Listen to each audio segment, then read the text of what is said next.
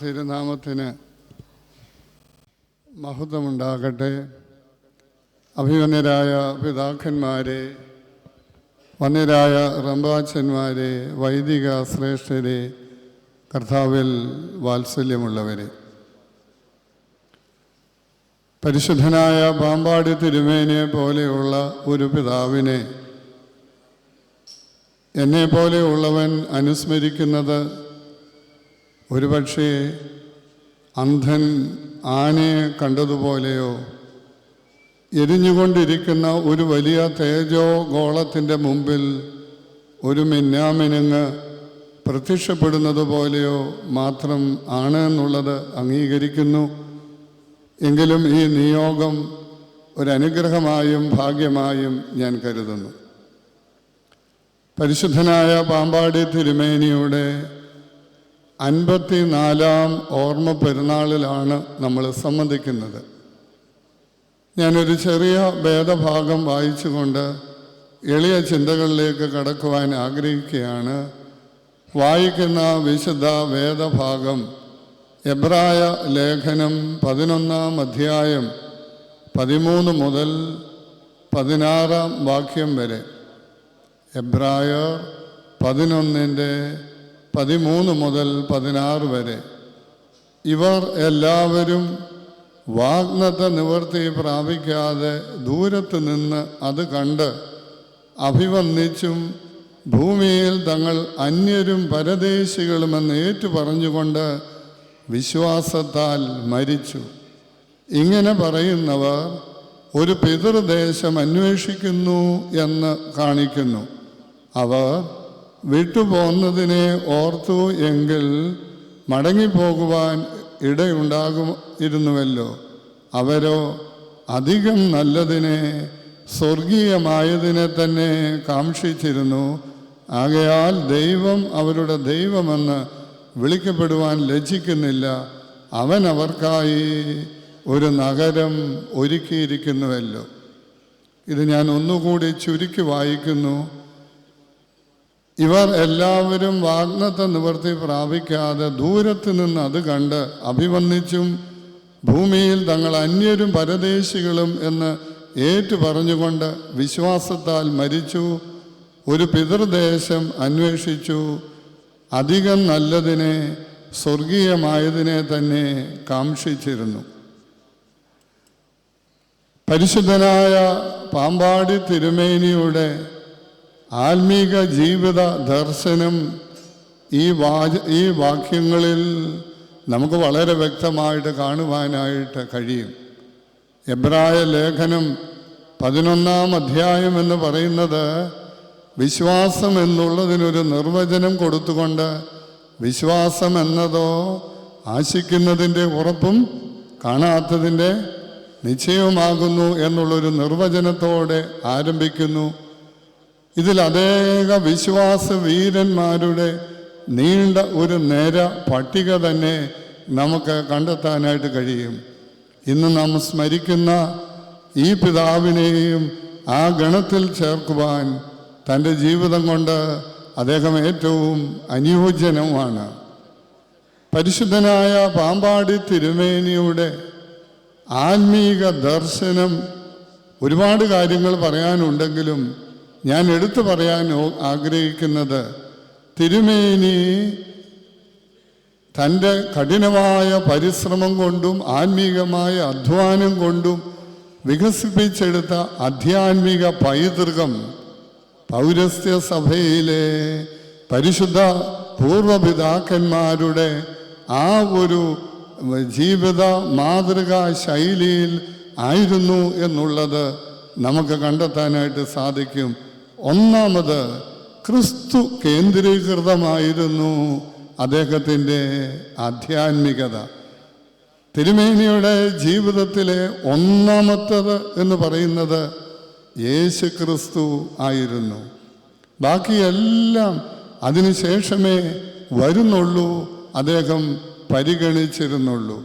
A Christ centred spirituality ഇന്ന് വളരെ വളരെ അസ്തമിച്ച് വരുന്ന, ഒരു പരിധിവരെ ഇല്ലാതായിക്കൊണ്ടിരിക്കുന്ന ഒരു അനുഭവമാണ് യേശു ക്രിസ്തു കേന്ദ്രീകൃതമായ ഒരാധ്യാത്മികത. കഴിഞ്ഞ ഒരു ദിവസം യാദൃശ്ചികമായി നമ്മുടെ സഭയിലെ ഒരു അഭിമന്യ പിതാവുമായി സംസാരിക്കുന്ന വേളയിൽ അദ്ദേഹം പറയുകയായിരുന്നു, 4 ദിവസം നടന്ന ഒരു സുവിശേഷ പ്രസംഗ പരമ്പരയിൽ അദ്ദേഹം അധ്യക്ഷനായിരുന്നു. അദ്ദേഹത്തിൻ്റെ ഭദ്രാസനത്തിലെ ഒരു കൺവെൻഷനാണ്. 4 ദിവസത്തെ പ്രസംഗം നടന്നതിൽ ഒരു ദിവസം പോലും യേശു ക്രിസ്തു എന്നുള്ള ഒരു പരാമർശനം ഉണ്ടായില്ല എന്ന് വേദനയോടുകൂടി ഒരു പിതാവ് എൻ്റെ അടുത്ത് പങ്കുവെച്ചത് ഞാൻ ഓർക്കുകയാണ്. ഇവിടെയാണ് പൗരസ്ത്യ ആധ്യാത്മികതയിൽ നമ്മുടെ പിതാക്കന്മാർ മുറുകെ പിടിച്ചത് യേശു ക്രിസ്തുവിനെ ആയിരുന്നു. താഴ്ചയിലും ഉയർച്ചയിലും എല്ലാം അവരുടെ ആശ്രയം, അവരുടെ ബലം യേശു ക്രിസ്തു ആയിരുന്നു.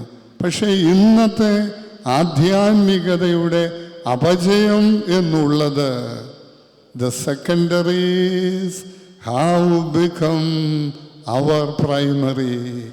രണ്ടാം കിട കാര്യങ്ങൾ രണ്ടാം സ്ഥാനത്ത് നിർത്തേണ്ട, രണ്ടാമതോ അതിനപ്പുറത്തോ മാത്രം കാണേണ്ട കാര്യങ്ങൾ നമ്മുടെ ജീവിതത്തിലെ ഒന്നാമത്തേതായി മാറുമ്പോൾ ഉണ്ടാകുന്ന അപകടവും അപജയവുമാണ് ഈ സമൂഹത്തിൻ്റെ ഏറ്റവും വലിയ അപജയം എന്ന് ഞാൻ ഓർമ്മിപ്പിക്കട്ടെ.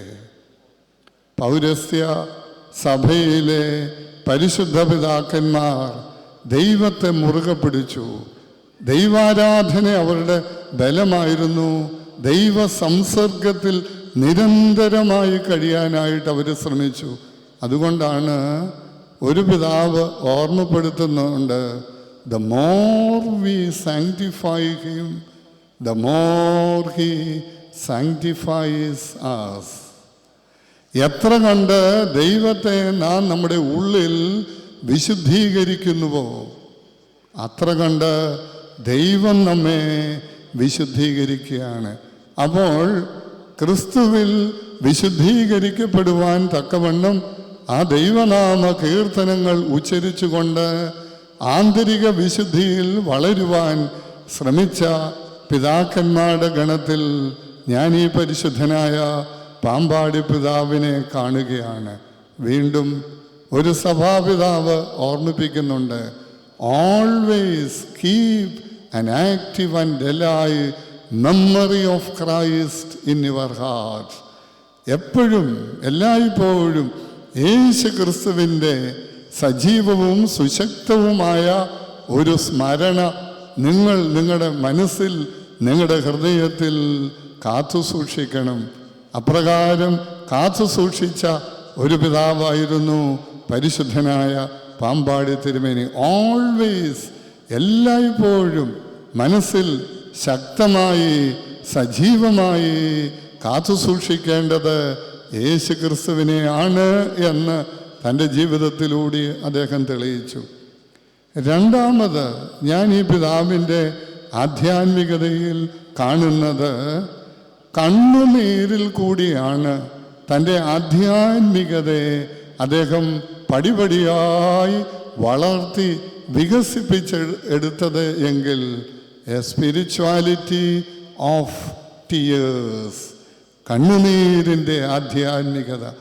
പരിശുദ്ധനായ പാമ്പാടി തിരുമേനിയെ പോലെയുള്ള പിതാക്കന്മാരെ കുറിച്ച് പൊതുവായി പറയാൻ കഴിയുന്ന ഒരു അനുഭവമാണ് കണ്ണുനീരുകൊണ്ട് തങ്ങളുടെ ഉടുവസ്ത്രങ്ങൾ നനച്ചവരായിരുന്നു ഈ പിതാക്കന്മാർ, പരിശുദ്ധനായ പാമ്പാടി തിരുമേനി ഉൾപ്പെടെ ഉള്ളവർ. അതുകൊണ്ടാണ് പറയുന്നത്, closer a man comes to God, the more he becomes penitent. പൗരസ്ത്യ ആധ്യാത്മികതയുടെ അനുഭവത്തെക്കുറിച്ചുള്ള വിലയിരുത്തല. എത്ര കണ്ട് ദൈവത്തോട് കൂടുതൽ അടുക്കുന്നുവോ അത്ര കണ്ട് കൂടുതൽ അനുതാപികളായി തീരുന്നതാണ് ആധ്യാത്മിക ജീവിതം എന്ന്. ദൈവത്തോട് കൂടുതൽ അടുക്കും തോറും അനുതാപത്തിൻ്റെ ആത്മാവിലാണ് അവീ പിതാക്കന്മാരൊക്കെയും വളർന്നുകൊണ്ടേ ഇരുന്നത്. ഏതാനും വർഷങ്ങൾക്ക് മുമ്പ് ഞാൻ വൈദികനായിരിക്കുന്ന സമയത്ത് ഒരു ദേവാലയത്തിലെ ആധ്യാത്മിക സംഘടനയുടെ വാർഷികത്തിൽ എന്നെയും വിളിച്ചിരുന്നു. ഞാൻ അവിടെ ഒരു പ്രസംഗകൻ ആയിരുന്നു. അവിടെ മറ്റൊരു പ്രസംഗകനായിട്ട് 82 വയസ്സുള്ള, ഇത് ഞാൻ പറയുന്നത് ഒരു 10-16 വർഷങ്ങൾക്ക് പുറകില്ല, ഒരു സൺഡേ സ്കൂൾ ഹെഡ് മാസ്റ്ററും CD ജോർജ് എന്നാണ് അദ്ദേഹത്തിൻ്റെ പേര്, ചേപ്പാട് ഇടവകയിലെ സൺഡേ സ്കൂൾ ഹെഡ് മാസ്റ്ററായിരുന്നു. അപ്പം എൻ്റെ പ്രസംഗം കഴിഞ്ഞായിരുന്നു ജോർജ് സാറിൻ്റെ പ്രസംഗം ക്രമീകരിച്ചിരുന്നത്. സാറ് വലിയ ദൈവശാസ്ത്രങ്ങളോ തത്വശാസ്ത്രങ്ങളോ ഒന്നും അദ്ദേഹം പറഞ്ഞില്ല. പക്ഷേ അദ്ദേഹം തൻ്റെ കുഞ്ഞുനാളിൽ കണ്ട ഒരനുഭവം ആ വേദിയിൽ പങ്കുവച്ചു. അദ്ദേഹം പറയുന്നു, അദ്ദേഹം ഉൾപ്പെടെ ആ തലമുറയിൽ ഉള്ളവർ കുട്ടികളായിരുന്ന സമയത്ത് ചേപ്പാട് പള്ളിയിൽ ചെന്നാൽ അദ്ദേഹം പറഞ്ഞു, ഷർട്ട് ഇട്ട് വരുന്നവരുടെ എണ്ണം വളരെ വളരെ കുറവാണ്. പലർക്കും പുരുഷന്മാർക്ക് 2 മുണ്ടാണ് ഉള്ളത്. പക്ഷേ പള്ളിയുടെ പടിക്കൽ വരുമ്പോൾ തന്നെ തോളത്തിട്ടിരിക്കുന്ന 2 മുണ്ടെടുത്ത് അവരരയിൽ ചുറ്റി ആണ് പിന്നെ പള്ളിക്കകത്തേക്ക് വരുന്നത്. കുർബാന തുടങ്ങിക്കഴിഞ്ഞാൽ പള്ളിയിൽ ഏങ്ങലടിയും മുറവിളിയും മാത്രമേ കേൾക്കുവാനുള്ളൂ. അദ്ദേഹം അതിൻ്റെ കൂടെ ഒരു കാര്യം കൂടെ പറഞ്ഞു, സുറിയാനിയിലാണ് മുഴുവൻ ആരാധനയും. അദ്ദേഹത്തിൻ്റെ വാക്കുകൾ അതേപടി ഞാൻ പറയുകയാണെങ്കിൽ ചൊല്ലുന്നവർക്ക് തന്നെ മുഴുവൻ മനസ്സിലാകുമോ എന്നറിയില്ല, പിന്നല്ലേ കേൾക്കുന്നവരുടെ കാര്യം. പക്ഷേ കുർബാന തുടങ്ങിക്കഴിഞ്ഞാൽ ദേവാലയത്തിൽ ഏങ്ങലടിയും കണ്ണുനീരുമേ ഉള്ളൂ. ഞങ്ങൾ കുട്ടികൾ പുരുഷന്മാരുടെ വശത്തേക്ക് തിരിഞ്ഞു നോക്കിയാൽ പുരുഷന്മാർ തങ്ങളുടെ അരയിൽ കെട്ടിയിരുന്ന 2 മുണ്ടഴിച്ച് അതിൻ്റെ തലപ്പ് കൊണ്ട് കണ്ണുനീര് തുടയ്ക്കുന്ന പുരുഷന്മാരെയാണ് ഞങ്ങൾ കാണുന്നത്. സ്ത്രീകളുടെ വശത്തേക്ക് നോക്കിയാലോ കവണിയാണ്, ചട്ടയും മുണ്ടും കവണിയുമാണ്. കവണിയുടെ തലപ്പ് കൊണ്ട് കണ്ണുനീര് തുടയ്ക്കുന്ന അമ്മമാരാണ്. ഇത്രയും പറഞ്ഞിട്ട് അദ്ദേഹം ഒരു ചോദ്യം കൂടെ ചോദിച്ചു, ഇന്ന് ആരുടെയെങ്കിലും കണ്ണിൽ കണ്ണുനീർ ഉണ്ടാകുന്നുണ്ടോ എന്നൊരു ചോദ്യത്തോടെയാണ് അദ്ദേഹം തൻ്റെ വാക്കുകൾ ഉപസംഹരിച്ചത്. ഈ പരിശുദ്ധ പിതാവിനെ പോലെ നമുക്ക്, അത് പാമ്പാടി തിരുമേനി മാത്രമല്ല, കഴിഞ്ഞ തലമുറയിലെ അൽമായര് പോലും അവരുടെ പ്രാർത്ഥനകളും അവരുടെ ആരാധനകളുമൊക്കെ കണ്ണുനീരിൽ കുതിർന്ന പ്രാർത്ഥനകളും കണ്ണുനീരിൽ കുതിർന്ന ആരാധനകളുമായിരുന്നു. അതിൻ്റെ ഒരു നിറരൂപമായിരുന്നു പരിശുദ്ധനായ പാമ്പാടി തിരുമേനി. ഈ കാലഘട്ടത്തിൽ നമ്മൾ തിരികെ പിടിക്കേണ്ട 2ാമത്തെ ആധ്യാത്മിക അനുഭവം ഈ പിതാവ് അല്ലെങ്കിൽ നമ്മുടെ പൂർവ്വ തലമുറ കാട്ടിത്തന്ന സ്പിരിച്വാലിറ്റി ഓഫ് ദ ടിയേഴ്സ്, കണ്ണുനീരിൻ്റെ ആധ്യാത്മികത നമ്മൾ തിരികെ പിടിക്കണം. 3ാമത് പരിശുദ്ധനായ പരുമല തിരുമേനി തൻ്റെ ആധ്യാത്മികതയുടെ പടികൾ പടിപടിയായി ഓരോന്നായി കയറി പോയത് ഈ പരിശുദ്ധ സഭയുടെ ആചാര അനുഷ്ഠാനങ്ങളുടെ ഒരു ഫ്രെയിം വർക്കുണ്ട്. ആ ഫ്രെയിം വർക്കിന് ഉള്ളിൽ നിന്നുകൊണ്ടാണ് വിശുദ്ധിയുടെയും ദൈവകൃപയുടെയും ഔന്നത്യത്തിലേക്ക് അദ്ദേഹം കയറിയത്. പ്രിയമുള്ളവരെ, പരിശുദ്ധ സഭയുടെ ആചാരങ്ങൾ, അനുഷ്ഠാനങ്ങൾ, അതിൻ്റെ പഠിപ്പിക്കലുകളൊക്കെ ചോദ്യം ചെയ്യപ്പെട്ടുകൊണ്ടിരിക്കുന്ന ഒരു കാലഘട്ടത്തിലാണ്.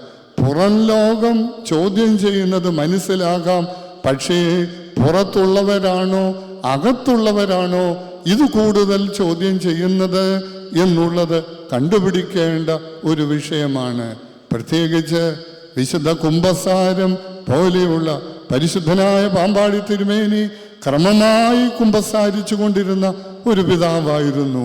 ആണ്ടിലൊരിക്കൽ കുംഭസാരം കൊണ്ടല്ല, അത് ക്രമമായി വളരെ ആത്മാർത്ഥതയോടെ അത് കുമ്പസാരം നടത്തിയിരുന്നൊരു പിതാവായിരുന്നു പാമ്പാടി തിരുമേനി. ഇപ്പോൾ വിശുദ്ധ കുർബാന കൊടുക്കുന്നത് പോലും വലിയ ആരോഗ്യ പ്രശ്നമാണെന്നുള്ളത് ചർച്ചാ വിഷയവും ചിന്താ വിഷയവും അതിനെക്കുറിച്ച് പഠിക്കാനുള്ള കമ്മീഷനുകളൊക്കെ രൂപം കൊണ്ടുവരുന്ന ഒരു കാലഘട്ടത്തിൽ ഈ പരിശുദ്ധ പിതാവ് ഈ പരിശുദ്ധ സഭയുടെ ആചാര അനുഷ്ഠാനങ്ങളെ ലാഘവപ്പെടുത്താതെ അതിനെ കുറുക്കുവഴികളും എളുപ്പവഴികളും തേടാതെ അതിൻ്റെ അനുഷ്ഠാനങ്ങളിൽ വള്ളി പുള്ളി കുറയ്ക്കാതെ വ്യത്യാസപ്പെടുത്താതെ പ്രാർത്ഥനയ്ക്ക് അത് ചെറിയ ക്രമം എടുത്തിട്ട് ബാക്കി കാര്യങ്ങൾ ഒന്നും വ്യാപൃതനാകുന്ന ഒരു പ്രവണതയൊന്നും ഈ പിതാക്കന്മാരിൽ കാണാനായിട്ട് കഴിയുന്നില്ല. പ്രിയമുള്ളവരെ, ഈ പരിശുദ്ധ സഭയുടെ ആചാര അനുഷ്ഠാനങ്ങളിൽ കൂടി തൻ്റെ ആധ്യാത്മികത വളർത്തിയെടുത്ത് വിശുദ്ധ പദവിയിലേക്ക് അത് ഔദ്യോഗികമായ അംഗീകാരം ഒന്നും കിട്ടിയില്ലെങ്കിലും അദ്ദേഹം ജനഹൃദയങ്ങളിൽ ഒരു വിശുദ്ധനായി ജീവിക്കുവാൻ മുഖാന്തരമായത് ഈ പരിശുദ്ധ സഭയുടെ ഈ പ്രാർത്ഥനകളും ഈ ആരാധനകളും ഈ അനുഷ്ഠാനങ്ങളും ഇതൊക്കെ കൊള്ളുന്ന ഒരു ഫ്രെയിം വർക്കാണ്. വിശുദ്ധിയുടെ ഒരു ജീവിതമാണ്, ദൈവകൃപയിൽ വളരുവാനുള്ളൊരു ജീവിതമാണ് നമ്മൾ ആഗ്രഹിക്കുന്നതെങ്കിൽ അതിനെങ്ങും അലയേണ്ട കാര്യമില്ല. അതിനുള്ള സംവിധാനങ്ങൾ ഈ പരിശുദ്ധ സഭയിലുണ്ട്. അതിൻ്റെ കെട്ടുപാടുകൾക്ക്, അതിൻ്റെ ഫ്രെയിം വർക്കിന് ഉള്ളിൽ നിന്നുകൊണ്ട് തൻ്റെ ആധ്യാത്മികതയെ വളർത്തി ദൈവകൃപയുടെ വികായസിലേക്ക് ഉയരുകയായിരുന്നു ഈ പിതാവ്. തൻ്റെ ജീവിതം ക്രിസ്തു കേന്ദ്രീകൃതമായിരുന്നു. തൻ്റെ ആധ്യാത്മിക ജീവിതത്തിൽ കണ്ണുനീരെന്ന് പറയുന്നത് അത് ഒരു ശ്രേഷ്ഠമായ അനുഭവമായിരുന്നു. ഉടുതുണി കണ്ണുനീരുകൊണ്ട് നനച്ച പിതാവായിരുന്നു. ഈ പരിശുദ്ധ സഭയുടെ ഫ്രെയിം വർക്കിനുള്ളിൽ നിന്നുകൊണ്ട് ഈ ആചാര അനുഷ്ഠാനങ്ങളെ ലാഘവപ്പെടുത്താതെ അലക്ഷ്യമാക്കാതെ ആത്മാർത്ഥതയോടെ അനുഷ്ഠിച്ചു, ദൈവകൃപയിലേക്ക് വളർന്നു. ഇതിനപ്പുറത്ത് എന്താണ് ഒരു മാതൃക അദ്ദേഹം നമുക്ക് വെച്ചിട്ട് പോകേണ്ടത്? അവരോ അധികം നല്ലതിനെ, സ്വർഗീയമായതിനെ തന്നെ അവർ കാംക്ഷിച്ചു. സ്വർഗീയമായ അതിനെ മുന്നിൽ കണ്ടുകൊണ്ട് ആ പാതയിൽ ചരിച്ച ഈ പിതാവിൻ്റെ ജീവിതം നമുക്ക് മാതൃകയാകട്ടെ. അദ്ദേഹത്തിൻ്റെ മധ്യസ്ഥത നമുക്ക് അനുഗ്രഹവും ആകട്ടെ.